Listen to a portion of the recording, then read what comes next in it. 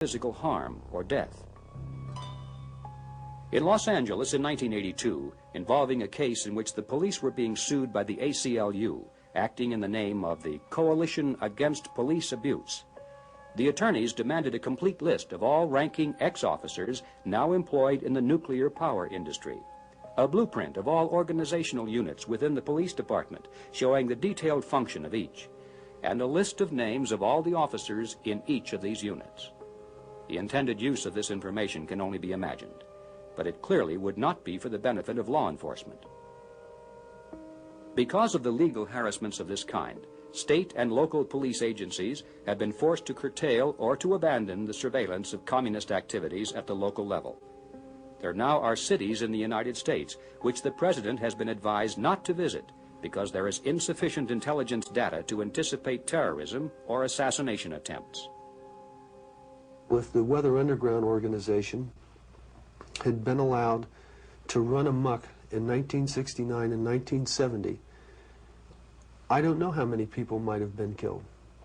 But because of my activities and other people's activities, the weathermen had to spend a lot of time trying to determine who the informants were, who the police agents were, and this distracted them from their goals.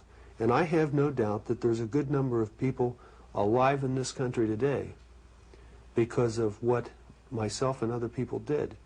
The tools that most policemen use, the tools that the FBI uses, all of a sudden became suspect, attacked. During the 1970s, John Ashbrook was one of the few members of Congress who fought for a strong internal defense against communism. This statement, given before our cameras in Washington, D.C., is taken from his last public interview before his sudden and unexpected death in 1982. Again, the government is virtually stripped naked when it comes to this particular aspect. There is no loyalty program. I once, at a hearing, had the opportunity to interrogate the director of the program in the FBI supposedly having loyalty. I said, well, if you found a communist in the government now, what could you do? He said, well, you really can't do anything. Can't ask them questions. They don't keep records.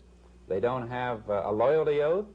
The liberals in the last 15 or 20 years have virtually made government service open to communists by the destruction of the loyalty program and by making it impossible for the FBI or even the Civil Service Commission to make any checks. I would challenge anybody to say that the FBI or the Civil Service Commission could even investigate a communist if you knew one were working for the government. That's how far they've gone. That's how much we've failed.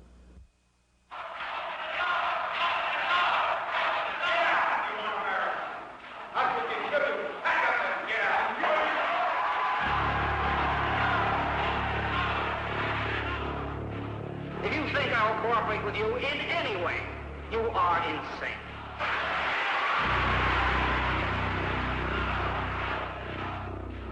Mr. Chairman, I move to abolish this committee and to seal its records so that no longer do we have to face the spectacle of innocent Americans being And terrorized. furthermore, I say that no agency of this government has any business inquiring into a person's loyalty to the United States.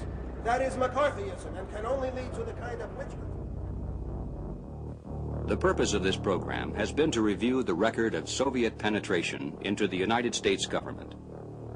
The lesson of history is that nations fall to communism from the inside. The primary strategy for conquest has not been military invasion, but internal subversion. Yet, in spite of this reality, the United States has allowed all the layers that once existed as protection against internal subversion to be stripped away.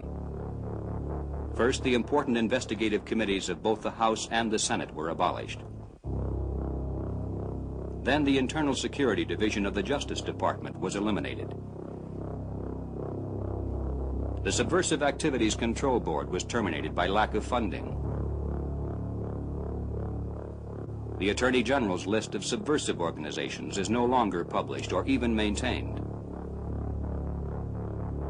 The counterintelligence units of the armed forces have been severely limited. The FBI has been forced to reduce its internal security activities by over 90%. State and municipal police agencies have all but abandoned their intelligence units. And the CIA has practically ceased to function as a defender